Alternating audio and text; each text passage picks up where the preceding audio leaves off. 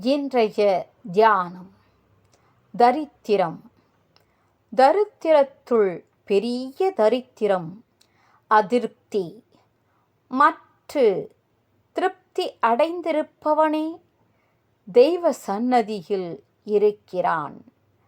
பிரபஞ்சத்தில் உள்ள பொருள்கள் மனிதனுக்கு நிரந்தரமான திருப்தி அளிக்கக்கூடியது இல்லை.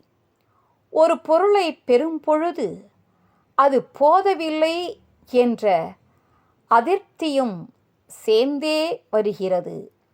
போதவில்லை என்னும் மனக்குறைவுக்கு தரித்திரம் என்று பெயர். அவா எல்லார்க்கு இல்லாகும் துன்பம் அகுதுண்டேல் தவாது மேன்மேல் வரும்.